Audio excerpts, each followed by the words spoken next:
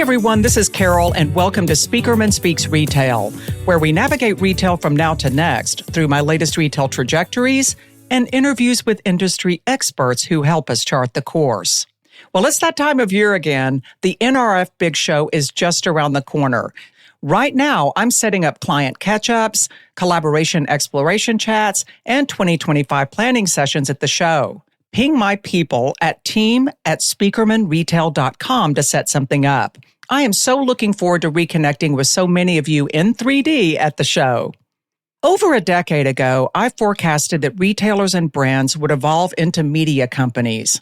Back then, that got a lot of puzzled looks, but they soon turned into a lot of views and listens as I continued to evangelize about this big retail media mania on the podcast and in the press. The buzz surrounding retail media has only gotten louder. It's now a major retail profit center. It's a hedge against those pesky product-based headwinds like inflation and supply chain snags. It's a lifeline for retailers that focus on low-margin categories, and it gives brands an unprecedented opportunity to gain insight and get noticed. So there's a lot to like there. But wait, there's more. And it's all about the store. In-store retail media is the new frontier, and those noisy shelf talkers and TV screen walls, they're relics of the past. My guest read the tea leaves, creating a robust, store-based retail media platform that unites digital storytelling, education, and recommendations. As the founder and CEO of Looma, Cole Johnson is harnessing the power of authentic content to educate and inspire shoppers at the point of decision. Now, we've talked a lot about the digital rethinking of brick and mortar. Looma's network of in-store screens helps retailers modernize and monetize the store environment without crashing customer experience. Cole really knows his stuff, and he's passionate about establishing and sharing best practices as retail media's next act unfolds. Hi, Cole. It's so great to have you on the show to talk about one of my favorite topics, retail media. Thanks, Carol. Happy to be here. I wanted to ask you about the name of your company, the Looma Project. Is there a story behind that? It comes from the word illumination. So when we were sort of ideating the very origins of the business and thinking through a name, the words that we kept coming back to as sort of core to our belief and kind of what we wanted to build was illumination and transparency. We're connecting shoppers to the people and stories behind their products. I like also that you call it a project because it's always a work in progress, always improving. I like that. Yes, very much so. In the early days, it connoted a sense of there's a social side to the business, like there's a social impact side to the business. That was really important for us from day one, that we were connecting folks to really the stories and the people behind their products. Great. Let's get to that retail media topic that has been so buzzy for so long now, it seems. As much as you hear about retail media, you could start to think that it's a maturing opportunity, but that's definitely not the case. And I know you agree with that sentiment because when we talked earlier, you said that the next 5 years will be a land grab in retail media. So I want to know from you, Cole, where do you see all that blue water coming from? Yeah, I think the land grab is specifically about in-store retail media. I do think online retail media is beginning to mature. There's still a ton of opportunity. On-site is certainly the most mature. Off-site still probably fairly early days. Most of the opportunity, I think, lies in CTV and in-store and probably a few other channels. I think most are beginning to recognize in-store retail media is a very nascent, very untapped opportunity. It represents, as best we can tell, well less than 1% of total U.S. retail media spend. And yet 85% of transactions are still happening in a physical store. I think we'll start to see that gap get closed over the next 5 to 10 years. So in-store is the big opportunity. Are there any barriers to entry, though? I mean, how can retailers and brands make the most of that opportunity? Yeah, it's certainly not an accident that in-store has moved a little bit slower than online. It's frankly harder. There's 3 big reasons we've seen retailers stay on the sidelines or be a little bit slower to move into in-store retail media. There's the 3 CXs. So the first is customer experience, which is really the quality of the content. Most in-store digital media is not new by any means. This has been tried many, many times over the past couple of decades. And in almost every case, the content has just been repurposed existing assets, many of which are TV commercials. And I don't know about you, but I don't know a whole lot of people that want to watch TV commercials while they're grocery shopping. Sometimes they don't even want to watch them when they're watching TV. Exactly. And so the content quality and really the entire customer experience, there just aren't that many use cases of delivering an awesome customer experience via in-store digital media. So I think that's keeping folks on the sideline. The next CX is probably the biggest and most obvious, which is CapEx. Obviously, there's a big infrastructure investment you have to make to install digital screens in your stores. That's definitely kept folks on the sidelines. And then the third CX is complexity. It's pretty hard. There's a lot of things you have to get right. You have to get the physical experience right. There's a lot of underlying software that you have to get right. You have to obviously sell the advertising either directly or programmatically. We talked about content. You have to then make sure the content enhances the customer experience and doesn't detract. And then you have to close the loop with measurement. So it's a lot of things you have to assemble. That makes a lot of sense. When you talk about one of those CXs, customer experience, and as you alluded to just a second ago, there was a time when people made early efforts at in-store retail media. There were shelf talkers and things like that. I think retailers really turned a lot of that over to brands and said, hey, go to town. We don't know what this looks like. In some cases, things got really noisy and very cluttered. And I think retailers were kind of burned by that experience and pulled it all back. And now they have an opportunity to rebuild it with much more sophisticated tools. How can you provide those assurances to retailers that customer experience won't be compromised, that retail media might even enhance customer experience? It's such an important question. It's such a huge challenge. The main point of tension is between brands that they want to control their messaging. That's one side of the equation. And then, of course, the retailer needs to be very careful, especially if it's a more premium retailer. They want to be very thoughtful about not bombarding their customers with a bunch of brand messages and having some degree of consistency. We tend to work with stores that have more of a clean store policy. They let fewer shelf talkers in. They're very thoughtful about what they permit in their stores. And it really comes down to sitting down with their marketing team and establishing a set of guidelines and parameters that they're going to be excited about. Most of our retailers have a frame or something around the perimeter or a stamp of approval on the content. So most of our videos, you'll see a little frame around them. We spend a lot of time with the marketing team building the right set of guidelines and parameters to ensure that it fits the sort of experience that they're trying to cultivate for their customers. I can imagine that you end up being a go-between in some cases between the brands and the retailers. Yeah, and the way we make this really simple for the retailer is we'll be quite involved early on in sort of developing those guidelines and parameters. And then the marketing team will often review the first 100 or so playlists that we develop. They're pretty hands-on in the beginning, and then they slowly sort of dial back as they kind of train our content team in terms of what they're looking for. So it definitely becomes much simpler over time, but they tend to be fairly involved early on. And you guys have been at this for a long time, at least, again, in retail years, like a decade or more? Yeah, that's right. Yeah, right around a decade. What sets you apart with all of that experience? What sets you apart from everyone else? What's your calling card? The two most significant are one, we already talked about content quality. We have a global marketplace of independent content creators, many of whom we specialize mainly in grocery. We're starting to expand outside of grocery, but right now we're pretty heavily focused on grocery. And so many of our content creators and filmmakers, they specialize in food and bev. And almost all of them, at least the filmmakers, would describe themselves as documentary style filmmakers. And so they're used to producing this very authentic, story-driven content that's not overly scripted. That's a big part of the equation in terms of delivering really high quality, authentic content. And then the second is that we offer 3 different screen types, which we believe collectively comprise enterprise-grade platform. We think every major retailer doing north of, call it, $5 billion of revenue will ultimately have these 3 different screen types in their stores, 3, 5, 10 years from now.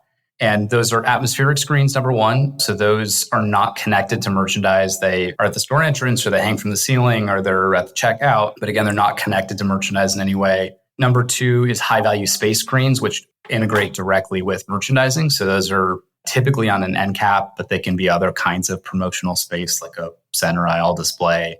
And then number 3 is what we call in-aisle interactives.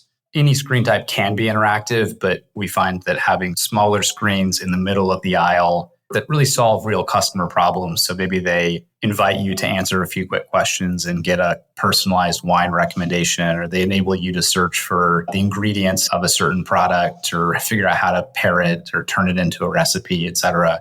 They're much more interactive in nature. We have these 3 different screen types that we think most retailers ultimately should have some of each. Most of the folks that have gone before us, and even our competitors today, they really just offer the first kind, the atmospheric screens. The reason for that is that they're just frankly operationally much easier to execute. You can go drop a screen at the store entrance or you hang it from the ceiling or something to that effect, much easier than integrating it in an end cap. When you integrate it with promotional space or in the aisle, you have to really bring together merchandising and marketing and to some degree store operations. That's the second big differentiator for us. We have some software that makes that process a lot easier, and we've seen meaningful results. Those latter two screen types tend to outperform atmospheric screens on just a sales lift basis by almost an order of magnitude. You'll see about 5 to 10 times higher sales uptick when the media and the merchandise are co-located than you would if they're 20, 30, 50 feet apart. Well, do you recommend that a single brand have all three types of screen? I mean, it's sort of a saturation approach, or is it choosing the best solution for a particular brand and the brand's attributes? Yeah. Great questions. Definitely, if you're a retailer, you should definitely have all three screen types. We do recommend that you begin with all three, but you sort of build them out incrementally. If you think of a traditional grocery store with 50,000 plus square feet, then I think most of those stores will have 10 to 25 atmospheric screens, plus another 20 to 30 high-value space screens, plus something like 100 in-aisle interactive screens 10 years from now. It sounds like a lot. If you see it in store and it's executed well, it doesn't feel overwhelming at all. For example, we just did a large deployment with Harris Teeter in the Southeast, and we have a big, beautiful entrance screen. It's 55 inches in portrait mode, so it's right at the store entrance. You can't miss it. And we also have a few end caps in the store. And so if you're, for example, launching a new item and you're on our new and trending end cap, it can be really powerful to pair that media with an entrance screen buy. So you're introducing folks to the brand as they walk in the store. Those assets tend to be much shorter, something like 7 seconds.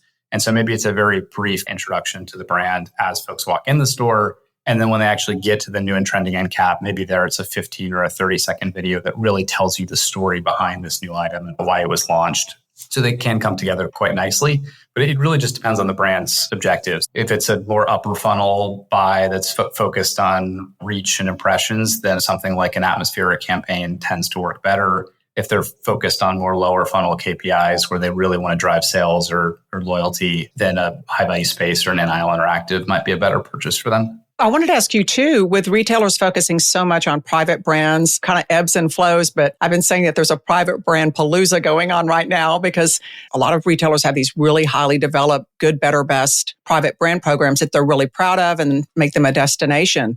So are you seeing retailers incorporate private brands into their retail media strategies in store? Yeah, it very much depends on how core that is to the retailer's strategy and to what extent they want to invest there. Every time you're featuring a private label, that's coming, in most cases, at the cost of featuring a national brand where you could be monetizing the national brand. And so it really is just sort of an economic decision. Let's talk about content a little bit more because that's the critical element in any retail media strategy. You mentioned that it's not necessarily the best idea to repurpose content that you use for commercials and things like that. What are some of the best practices in terms of creating content specifically for in-store media and maybe even some pitfalls that you think that brands and retailers should avoid? Yeah, happy to talk about it. The biggest learning in 10 years of working on this is that the number one driver of performance in store is authenticity. If your content feels overly commercial, it's amazing how good we as consumers are at tuning out commercials. And so when we see something and, in less than a second, we perceive it to be commercial, we immediately tune it out. And so that's why it's really critical that when possible, we're delivering authentic story-driven content. Usually it features a real person that works for the brand. It's not going to be a paid actor or paid actress, but it's a real person that works for the brand. That certainly signals authenticity. It's also the reason that we really care about developing these parameters and guidelines alongside our retail partners and do things like putting a frame around each piece of content that's customized for the retailer that signals to the shopper, we've reviewed this content and we're delivering it to you because we think it's actually helpful and valuable educational information for you. We're not just blaring advertising. So yeah, the theme is authenticity. When we first launched, all of our content was what we would today describe as human-centric point of decision video that included a person. As our network has matured, that's not always been possible. And there are many use cases where a brand wants to display very simple product imagery or ingredient highlights that don't require a video. And so the way we think about this now is we have a good, better, best framework where good is basically templated. We call them shopper education cards. They're usually just a few seconds, 3 to 7 seconds. It's a static asset, maybe with some really light animation. And it just communicates a simple fact about the product or highlights ingredients or maybe delivers a recipe. So we have a series of these templates that brands can choose from that have been developed by and approved by the retailer or developed in collaboration with the retailer. Better would be what we would think of as product B-roll. We could call it product atmospherics. And so this is video. So it's a step up in that you're moving from static asset to a video-based asset. Wow, that's a lot of content to consider. I think it's great that you've broken it out that way, though. I guess when you say good, better, or best, you're talking about we'll get the job done versus ideal. Yes, that's based on what we've seen perform the best. Best tends to outperform better, which tends to outperform good. It does relate in some capacity to your campaign objectives. If you want to hook your campaign into a national brand and you're comfortable delivering a very simple message, then a static asset may be fine. If you just, again, launched a new item and are really excited to tell the story behind the new item, then something like the best framework is probably a better fit for your campaign. One of the reasons that I think retailers are so excited about all these in-store opportunities and particularly retail media is because so much in-store activity can be measured now. That's a really big change because it was just assumed in the past that the most robust data always came from the digital space. That's set to change and retailers are really excited about it. But how do you measure that? And are there any new metrics that you should be tracking given that it's just sort of the Wild West and a new frontier right now? Yeah, it's a critically important topic. It's one of the things that's keeping folks from really investing here is just clearer measurement. We're really big fans of a methodology called full funnel iROAS. We're very big believers that ROAS is a pretty fraught metric. It has a lot of problems with it. iROAS is meaningfully better in that it's focused on incrementality and gives a much clearer view into how performant a given campaign is. The problem with iROAS is that it's very myopic. It's very short-term focused. You're just really looking at incremental sales during the campaign. And so from a pure performance marketing perspective, it's a great KPI. But our view is that in-store retail media, especially when you're starting to move away from something like just paid search or a banner ad and into video, into richer media, you're starting to blur the line between brand marketing and performance marketing. And so we think a more holistic set of KPIs is a much better way to evaluate performance. So full funnel iROAS looks at performance through 4 value drivers: awareness, discovery, conversion, and loyalty. And then each value driver is tied to one KPI, which drives the dollar value associated with that value driver. So for awareness, the KPI is impressions.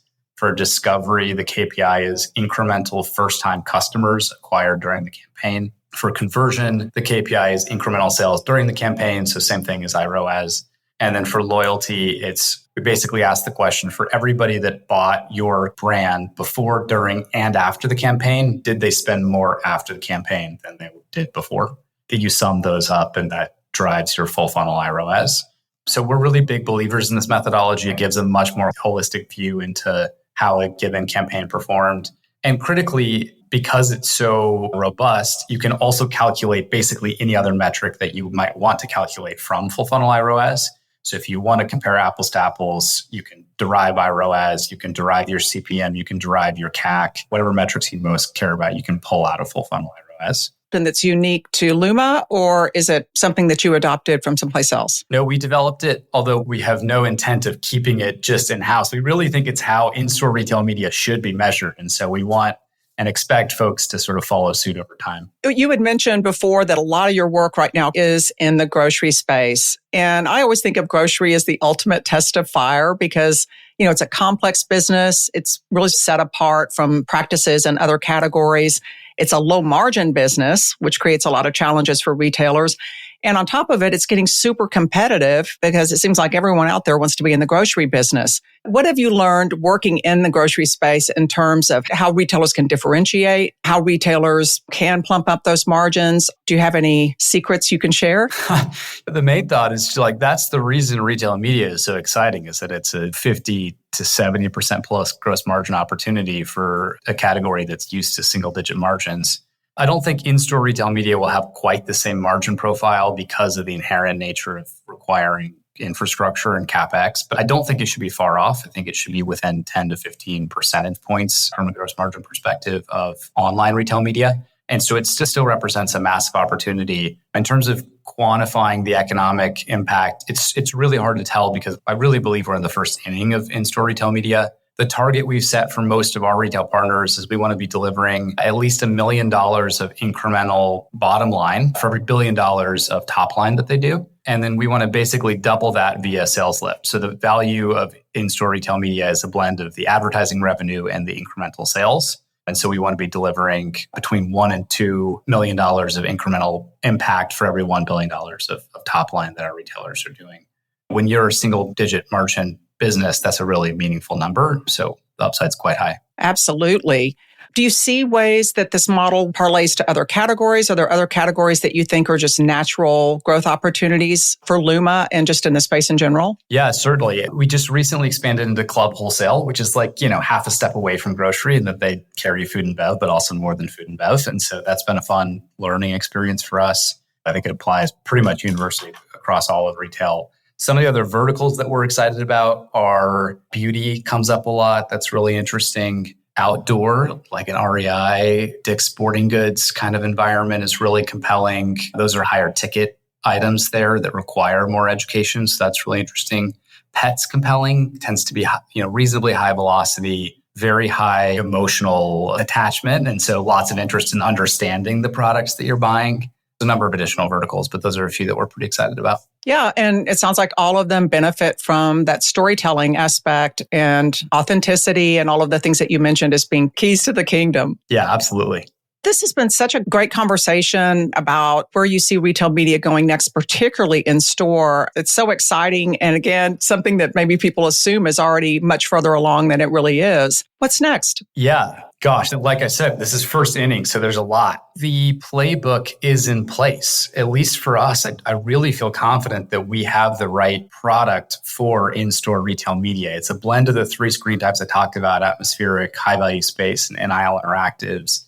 If you walk into a retail store today, unless it's Harris Teeter, which is the most mature of our retail partners in terms of our deployment, you're not going to see all three of those. And so what's next is retailers committing to building out the infrastructure, inviting brands to come alongside them in this journey, recognizing it's not all going to happen overnight, but there's a lot of upside here. And so we need to be investing. And so over the next 3 to 5 years, I think you'll see the playbook that we and a couple others have begun to develop actually get executed in store. This is going to be so exciting to watch. And I have to believe that retailers are testing a lot of this out right now during the holiday season. So thank you so much for talking about some of those best practices. I know that'll be really helpful to the folks that are listening. And congratulations on your success. Thank you, Carol. Happy to be here. You bet. And hopefully you can come back and give us an update. Would love to.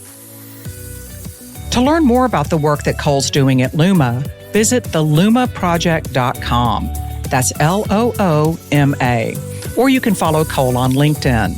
If you want to bring conversations like this to life in your spaces, check out speakermanretail.com or email team@speakermanretail.com to book a discovery call or to book an appointment at NRF. See you next time.